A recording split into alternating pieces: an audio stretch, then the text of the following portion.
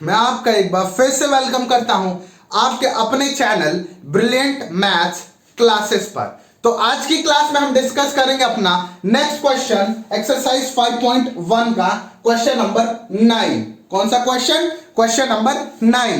तो question number 9 बोल रहा है इन द एडजॉइनिंग फिगर, यानी कि ये जो फिगर है हमारे पास उसमें बताना है, उसे देखकर हमें ये चीजें सॉल्व करनी है। तो फर्स्ट बोल रहा है angle 1 is adjacent to angle 2। Means क्या एंगल 1 एंगल 2 के एडजेसेंट है। एडजेसेंट यानी कि एडजेसेंट का मतलब समझिए पहले क्या होता है। जो वर्ड है एडजेसेंट,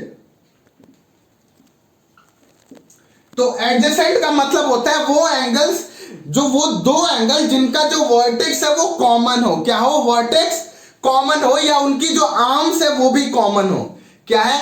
वो एंगल जिनके दो वर्टेक्स कॉमन हो या फिर उनकी दोनों आर्म्स कॉमन हो। ठीक है, उनकी आर्म्स कॉमन हो। ठीक है, जैसे कि अगर ये एंगल है हमारे पास, ठीक है, ये एंगल है, जैसे मैंने ये वाला एंगल बना दिया। ठीक है, ये देखिए, तो ये वाला एंगल और ये वाला, ठीक है, ये वाला एंगल और ये वाला।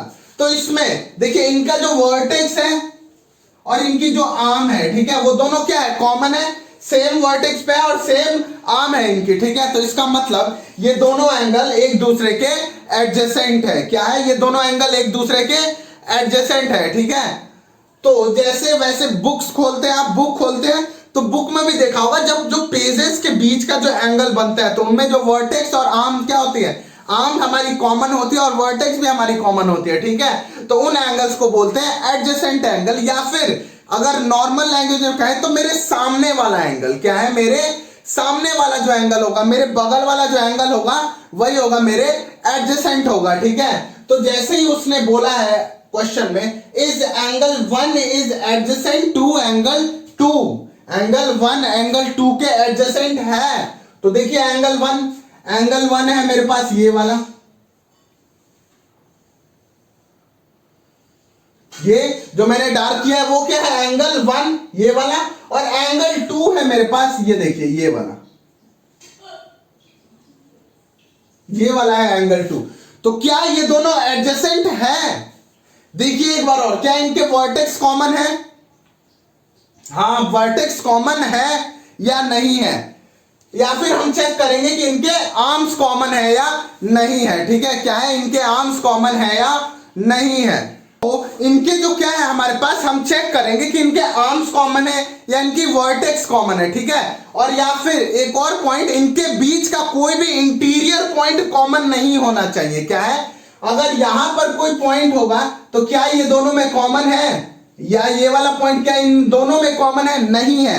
तो या क्या है? ये दोनों में कॉमन नहीं है। और नेक्स्ट आपको बताया मैंने एकदम इजी कि वो जो एंगल होगा क्या है, वो उसी के बाद होगा, यानी कि नेक्स्ट टू ईच अदर। जो एक एंगल 1 के जस्ट बाद ही एंगल 2, ना कि एंगल 3 के। अगर वो 1 और 3 की बात करेगा कि एंगल 1 और 3 एडजेसेंट है, तो नहीं है, एंगल 1 और 3 एडजेसेंट नहीं है, क्योंकि 1 के बाद क्या है? एंगल 2 है। ठीक है, लेकिन अगर बात हो रही है अभी एंगल 1 और 2 की, तो ये दोनों क्या है? आपस में एडजेसेंट एंगल है। क्या है? एडजेसेंट एंगल है, क्योंकि इन दोनों के पास एक कॉमन आर्म है। क्या है? कॉमन आर्म्स है। ठीक है, ये देखिए ये वाली जो लाइन है ये कॉमन है। ठीक है, और सेंटर को हमने ओ लिखा हुआ है। ठीक है, सेंटर ओ है। ठीक है, ये भूल गया था, ये देखिए, तो ये वाली लाइन कॉमन है दोनों में। तो इसका मतलब, और ये देखिए ये इनके बीच का कोई भी इंटीरियर पॉइंट कॉमन नहीं है। इंटीरियर पॉइंट कॉमन नहीं है, इसका मतलब ये दोनों एंगल जो क्या है? आपस में एडजेसेंट है। क्या है? आपस में एडजेसेंट है। तो यहां पर लिखेंगे yes, angle 1 is adjacent to angle 2। क्या है? एंगल 1 एडजेसेंट है एंगल 2 के। ठीक है, नेक्स्ट पार्ट देखिए आप, इज एंगल AOC, AOC, फिर से वही एंगल 1 की बात हो रही है, AOC लिख दिया उसने, is adjacent to angle AOE। किसके है? AOE के। तो इस बार उसने COE की बजाय उसने दे दिया एंगल AOE। अब ये वाला एंगल, ये वाला एंगल और ये वाला एंगल, ठीक है, एंगल 1 और ये जो पूरा AOE, क्या एंगल AOC और AOE एक दूसरे के एडजेसेंट है? तो देखिए सबसे पहली चीज आपको करनी है, एक पॉइंट लगा दीजिए इस एंगल में, एंगल 1 में मैंने पॉइंट लगा दिया, ठीक है। अगर सपोज मैंने एंगल 1 में पॉइंट लगा दिया तो क्या वो पॉइंट एंगल AOE में भी आ रहा है? क्या वो पॉइंट AOE में भी आ रहा है? हाँ बिल्कुल आ रहा है, क्योंकि एंगल AOC एक एंगल AOE का ही एक पार्ट है, ठीक है, एक पार्ट है। तो अगर उसमें मैंने पॉइंट लगाया तो क्या है, वो पॉइंट दोनों के लिए कॉमन हो गया। क्या है, वो दोनों के लिए कॉमन हो गया। तो जैसे ही ये पॉइंट पता चल गया कि कोई भी इंटीरियर पॉइंट अगर उन दोनों के लिए कॉमन है, इसका मतलब वो एक दूसरे के एडजेसेंट नहीं है। क्या है, एक दूसरे के एडजेसेंट नहीं है, ठीक है। ये सबसे पहली चीज है। सबसे पहली चीज आप पॉइंट लगा दें और देखिए कि क्या ये पॉइंट दोनों में कॉमन आ रहा है। तो हाँ, ये पॉइंट एंगल 1 में भी है और एंगल AOE में भी है, ठीक है। तो इसका मतलब ये दोनों एडजेसेंट नहीं है। क्या है, ये दोनों एडजेसेंट नहीं है, ठीक है। और भी देख सकते हैं आप, इनके पास कॉमन आर्म्स है नहीं है, ना ही कॉमन वर्टेक्स है। क्या है, कॉमन, ना ही कॉमन आर्म है और ना ही कॉमन वर्टेक्स है। इसका मतलब ये दोनों एक दूसरे के एडजेसेंट नहीं है। क्या है, एक दूसरे के एडजेसेंट नहीं है। तो यहां पर लिखेंगे no angle AOC is not adjacent to angle AOE। क्या है, AOC एडजेसेंट नहीं है एंगल AOE से, ठीक है, AOE से एडजेसेंट नहीं है, ठीक है। चलिए नेक्स्ट है हमारा question number 3, do COE and EOD from linear pair. क्या है, वर्ड अब हमारे पास नया आ गया है, लीनियर पेयर, ठीक है। तो लीनियर पेयर होता क्या है भैया? लीनियर पेयर, देखिए लीनियर पेयर जो वर्ड है ना, लीनियर पेयर, तो जहां भी ये वर्ड मिले तो आपको याद रखना है कि लीनियर पेयर यानी कि अगर वो दोनों एंगल, पेयर में दो एंगल आएंगे तो इसका मतलब वो दोनों एंगल्स का जो सम होगा वो 180 के इक्वल होना चाहिए। क्या है, 180 के इक्वल होना चाहिए। इसका मतलब लीनियर पेयर उस एंगल्स को कहेंगे जिनका जो सम होगा, सम इक्वल टू 180 डिग्री। किसके इक्वल होना चाहिए? 180 डिग्री के सम के इक्वल होना चाहिए। इसका मतलब 91 और 79 क्या है, लीनियर पेयर एंगल है। क्या है, लीनियर पेयर एंगल है, ठीक है। अगर कोई एक फिगर में यहां पर लिख दिया मैंने 79 और इसको लिख दिया 91, ठीक है, इस फिगर में, तो क्या ये फिगर, ये दोनों एंगल लीनियर पेयर है या नहीं? तो आप क्या करेंगे, इन दोनों एंगल्स का सम कर लेंगे। अगर इन दोनों एंगल्स का सम 180 के इक्वल आ रहा है, इसका मतलब ये एंगल लीनियर पेयर में है। क्या है, ये एंगल लीनियर पेयर है। इसका मतलब इसको सम करेंगे, कितना आएगा, 79 प्लस का 91 इज इक्वल टू 180। कितना आया, 180। इसका मतलब ये दोनों, सॉरी ये 89 होगा, ठीक है, कितना होगा, 89 होगा, ठीक है। सॉरी ये गलती हो गई, इस 89 वहां पर मिस्टेक हो गया, 89 होगा, ठीक है। तो इनका जो सम आएगा वो क्या आएगा, 180 के इक्वल आएगा। और जब 180 के सम, जब सम 180 के इक्वल आएगा, इसका मतलब ये क्या है, एंगल लीनियर पेयर में। क्या है, एंगल लीनियर पेयर में है, ठीक है। तो यही होता है आपका लीनियर पेयर। तो हमें बताना है कि एंगल COE यानी कि एंगल 2 की बात हो रही है। किस एंगल की बात हो रही है, एंगल 2 की। आगे एंगल EOD, अब किसकी बात हो रही है, देखिए ये वाला है E और ये D, इस साइड में बात हो रही है, ठीक है, एंगल EOD। तो यानी कि इस पूरे एंगल की बात हो रही है। देखिए जो मैं अभी नया एंगल बना रहा हूं, ये देखिए बड़ा वाला एंगल, ठीक है, यानी कि इस एंगल और एंगल 2 की बात हो रही है। किसकी, एंगल 2, और ये क्या है, EOD।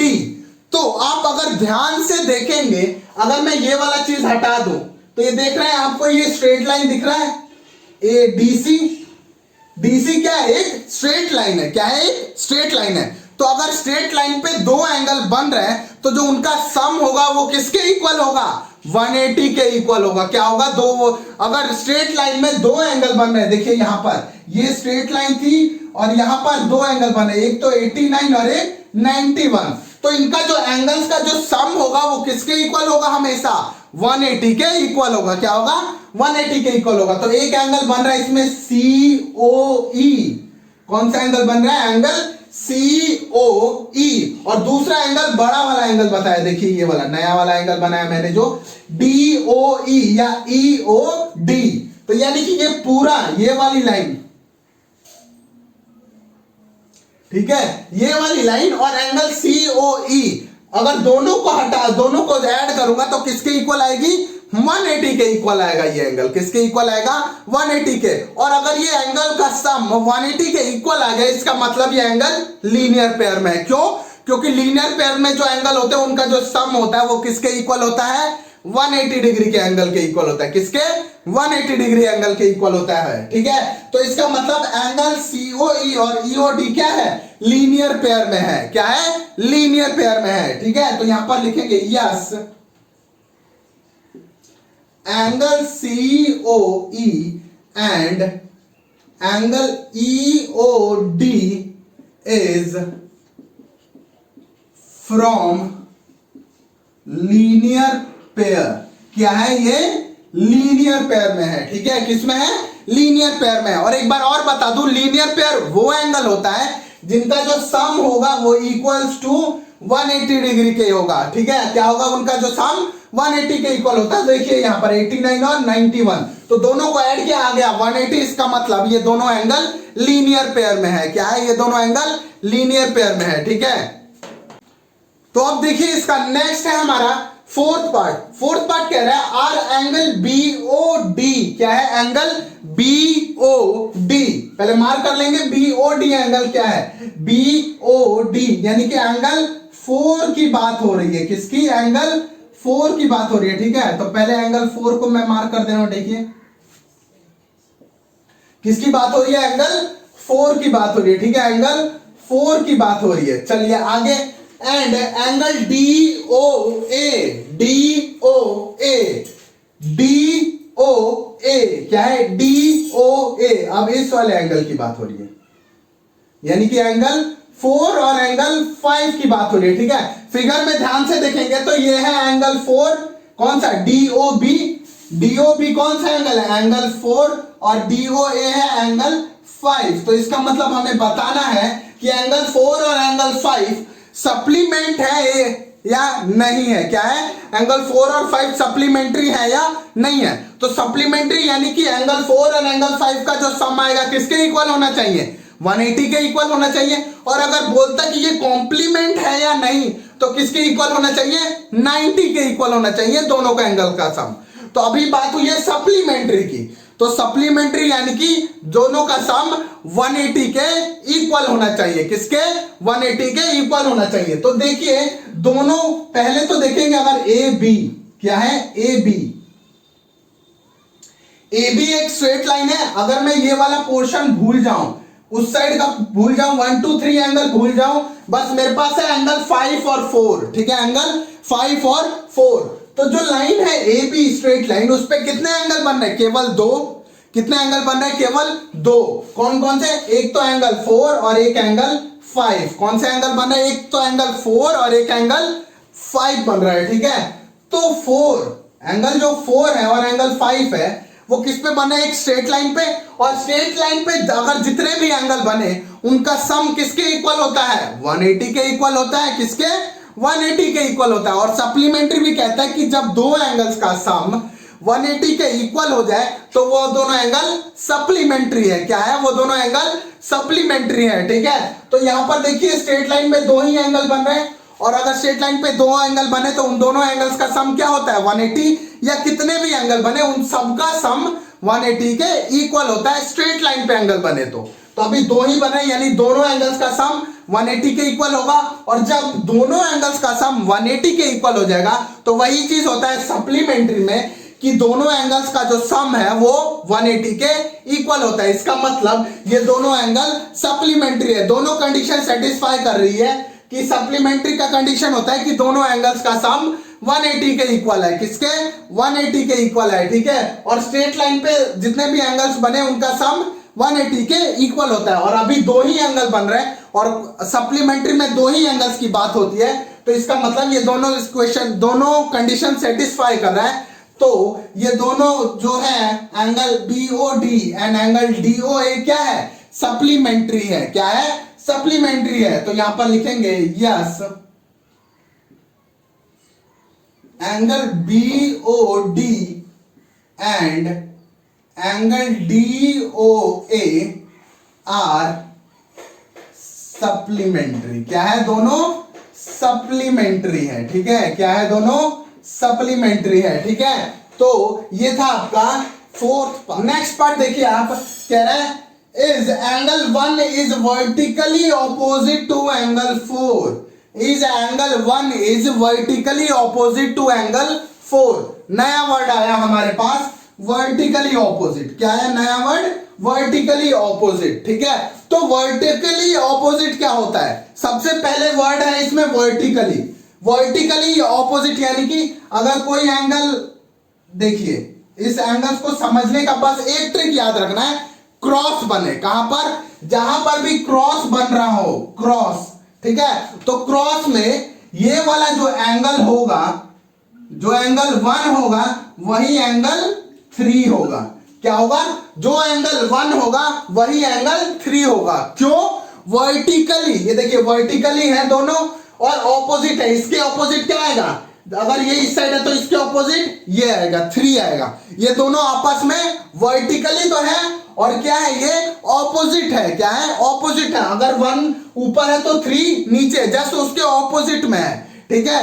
तो ये दोनों एंगल किस वजह से इक्वल है? वर्टिकली ऑपोजिट एंगल वाली प्रॉपर्टी है ये, ठीक है। ये एक प्रॉपर्टी होती है, उसी की वजह से ये एंगल इक्वल है, ठीक है। तो जहां भी क्रॉस बने, ठीक है, क्रॉस बने और पूछे कि एंगल 1 किसके इक्वल होगा, तो एंगल 1 किसके इक्वल होगा? अपने नीचे वाले एंगल के। किसके? अपने नीचे वाले एंगल के, ना कि अपने साइड वाले, अपने नीचे वाले एंगल। तो नीचे वाला एंगल क्या हुआ? एंगल 3, और एंगल 3 के इक्वल होगा। क्यों? तो क्योंकि angle 1 is vertically opposite to angle 3। क्या है? एंगल 1 वर्टिकली ऑपोजिट है एंगल 3 के।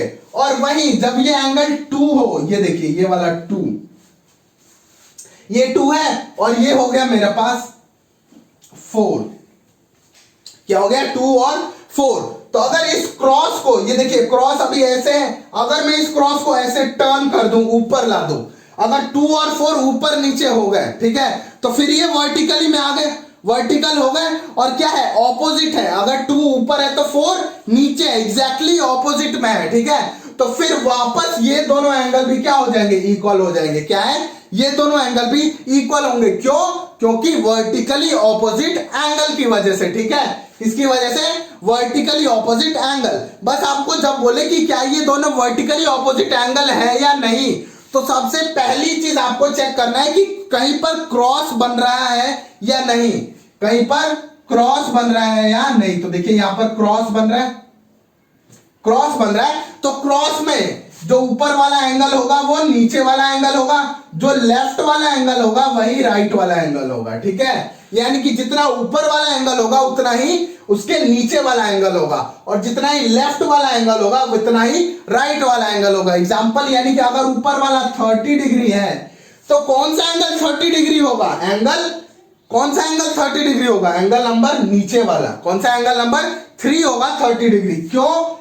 रीजन क्या देंगे आप? क्योंकि angle 1 is vertically opposite to angle 3, vertically opposite to angle 3। Next, अगर एंगल 2 है मेरे पास 40 डिग्री, तो बताइए कौन सा एंगल 40 डिग्री के इक्वल होगा? कौन सा एंगल होगा? ये वाला एंगल 4। एंगल 4 होगा 40 डिग्री के इक्वल। अगर ये एंगल लेफ्ट में तो उसका राइट वाला इक्वल होगा। जब, कब? जब उनके बीच में क्रॉस बन रहा हो। क्या है?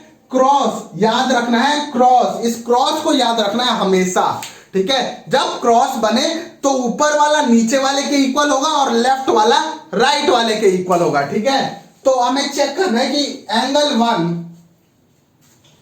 एंगल वन देखिए ए ओ सी, ये वाले एंगल की बात हो रही है, और एंगल फोर यानी कि नीचे वाला।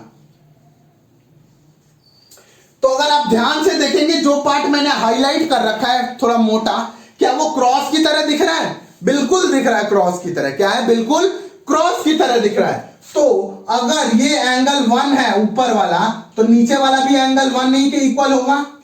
अभी बताया क्रॉस में ऊपर वाला नीचे वाले के इक्वल होता है, और एंगल 5 जो होगा वो एंगल 2 और 3 के इक्वल होगा, 2 और 3 के सम के इक्वल होगा। ठीक है, ये पूरा एंगल अगर ये 5 है तो ये पूरा एंगल भी क्या होगा? 5 के इक्वल होगा। ठीक है, 5 के इक्वल होगा, क्योंकि लेफ्ट वाला राइट वाले के इक्वल होता है। ठीक है, तो वैसे ही एंगल वन किसके इक्वल होगा? एंगल 4 के इक्वल होगा। ठीक है, एंगल 4 के इक्वल होगा। क्यों? क्योंकि वो तो एंगल 1 4 के वर्टिकली ऑपोजिट है। क्या है? एंगल 1 4 के वर्टिकली ऑपोजिट है। ठीक है, तो यहां पर क्या है? Is angle 1 is vertically opposite to angle 4। क्या एंगल 1 एंगल 4 के वर्टिकली ऑपोजिट है? यस, बिल्कुल, क्योंकि एंगल 1 ऊपर है और एंगल 4 नीचे है। किसमें? क्रॉस में। क्रॉस वाले में याद रखना है एंगल 1 के नीचे है, यहां पर क्रॉस बन रहा है, तो ये वाला इसके इक्वल होगा। क्यों? क्योंकि ये वर्टिकली ऑपोजिट एंगल है, और एंगल 1 एंगल 4 के वर्टिकली ऑपोजिट है। क्या है? वर्टिकली ऑपोजिट है। तो यहां पर लिखेंगे yes, angle 1 is vertically opposite to angle 4। क्या है? एंगल 1 एंगल 4 के वर्टिकली ऑपोजिट है। ठीक है, वर्टिकली ऑपोजिट है। और अगर बात करें कि एंगल 5 किसके वर्टिकली ऑपोजिट है, तो एंगल 5 किसके वर्टिकली ऑपोजिट है? एंगल COB के। किसके? COB के। ये पूरे एंगल को क्या बोलेंगे? COB और AOD। तो AOD को हमने डिनोट कर दिया एंगल 5, तो वो किसके इक्वल होगा? 2 प्लस 3 के इक्वल। एंगल 2 और एंगल 3 के ऐड करने के इक्वल होगा। ठीक है, तो या तो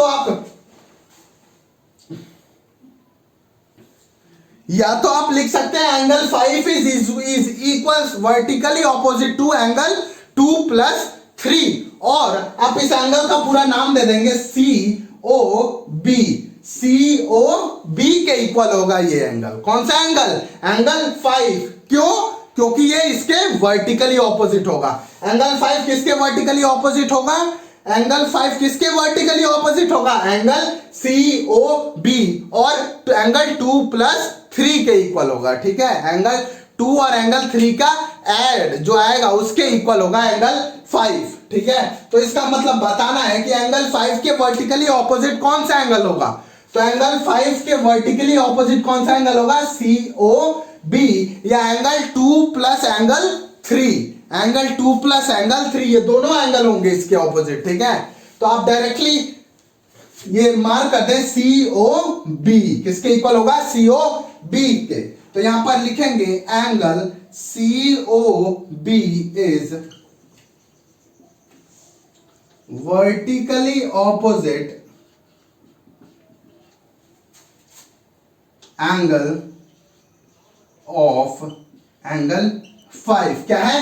angle COB is vertically opposite angle of angle 5। क्या है? एंगल 5 का जो वर्टिकली ऑपोजिट एंगल होगा वो कौन सा होगा? COB। या अगर बुक के आंसर में अगर कहीं पर आप मैम ने पढ़ाया या किसी ने बताया कि एंगल 2 और एंगल 3 का सम होगा, वो भी बिल्कुल सही है। एंगल 2 और एंगल 3 को जोड़कर ही क्या होगा? COB। क्या होगा? Angle COB। ठीक है, तो इस क्वेश्चन में हमने 3 नए पॉइंट पढ़े हैं। पहला एडजेसेंट एंगल, दूसरा लीनियर पेयर, और तीसरा वर्टिकली ऑपोजिट एंगल। तो एडजेसेंट एंगल वो एंगल होता है जो कि आप एक किसी के नेक्स्ट में ही होता है, जिसमें कॉमन आर्म और कॉमन वर्टेक्स होते हैं, लेकिन उनका कॉमन इंटीरियर पॉइंट नहीं होता है। क्या है? कॉमन इंटीरियर पॉइंट नहीं होता है। नेक्स्ट था हमारा लीनियर पेयर। लीनियर पेयर क्या होता है? वो एंगल्स होते हैं जिनका जो सम होगा वो 180 के इक्वल होगा। किसके इक्वल होना चाहिए? 180 के इक्वल होना चाहिए। और अगर उनका सम 180 के इक्वल है, इसका मतलब वो दोनों एंगल लीनियर पेयर में है। ठीक है, क्या है? वो दोनों एंगल लीनियर पेयर में है। और नेक्स्ट आज हमने लास्ट पढ़ा है वो है वर्टिकली ऑपोजिट एंगल। तो वर्टिकली ऑपोजिट एंगल में क्या हमेशा याद रखना है? क्रॉस। क्या याद रखना है? क्रॉस। तो अगर क्रॉस बना है तो ऊपर वाला नीचे वाले के वर्टिकली ऑपोजिट है और ये दोनों इक्वल होंगे। क्या होंगे? दोनों इक्वल होंगे। और लेफ्ट वाला राइट वाले के वर्टिकली ऑपोजिट है और ये भी दोनों इक्वल होंगे। ठीक है, तो यही था आपका क्वेश्चन नंबर 9 एक्सरसाइज 5.1 का।